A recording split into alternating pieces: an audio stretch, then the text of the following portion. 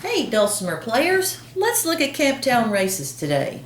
First thing we need to do is remember we're still in D tuning. So I'm going to turn on my tuner. I'm going to lay it on the Dulcimer and hit the first string.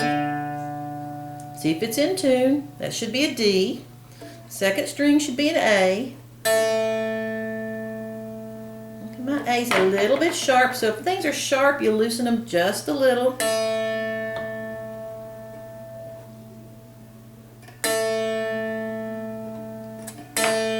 Okay, and the first, well actually they're called the third strings, they're a pair. They should both be a higher D. And that's a tiny bit flat. So I'll tighten it up just a tiny bit till it gets in the green and stays on the green. These two strings work as one string. They're just doubled for a sound effect. It's kind of pretty. Okay, let's do the very top of the pair. That should also be a D. We're good to go. If you look at Camptown races, we know that it was written by Stephen Foster. So the way he wrote it was a verse and a verse and a chorus. A verse and a verse and a chorus. And then the last time through we're going to go verse, verse, chorus, and then we're going to tag it with another chorus.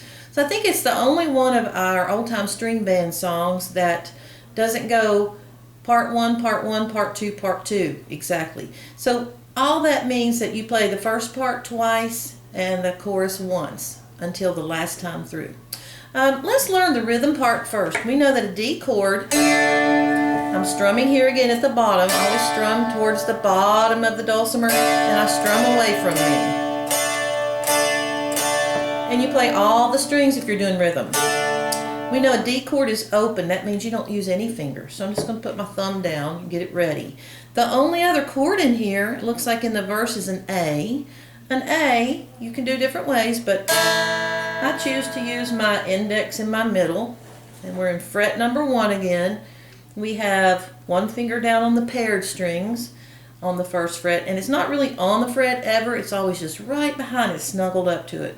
And then the second finger is over on the first string. So those are our A's. And we remember that G is really easy. It's just the first finger down on the first fret in between strings 1 and 3. It's on string 2. You can also use your thumb and first, whatever's comfortable. Depends on how sore my fingers are, how much I've played. And you won't be laying it on a table most likely. Most likely it'll be in your lap. Okay, let's see. I think that the basses start this one. So it would go 1, 2, 3, bum, bum, bum, bum, bum, bum.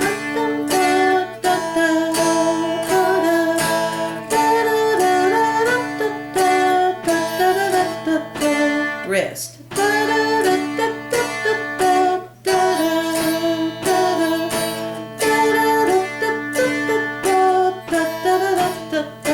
Rest.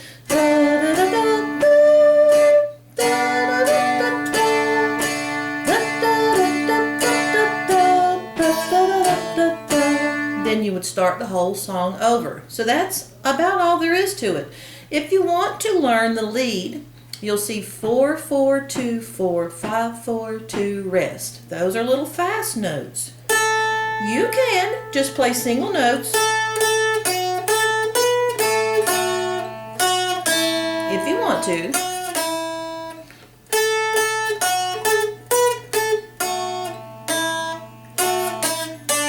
You can use any fingers you want. You can even use a noter.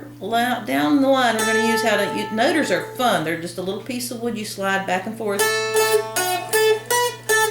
you can just use one finger if you want to, if you got a good sliding finger.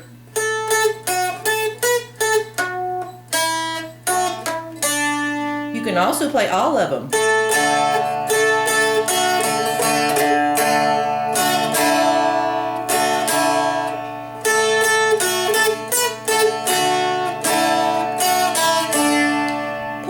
Says 00247. Oh, here's where you probably need to number your frets. 1, 2, 3, 4, 5, 6, 7. 7 for me is right in the middle of the dulcimer.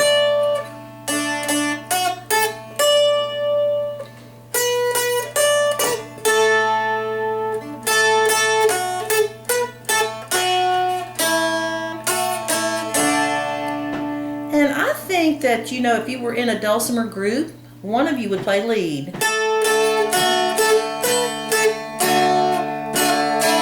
while the others do the chords.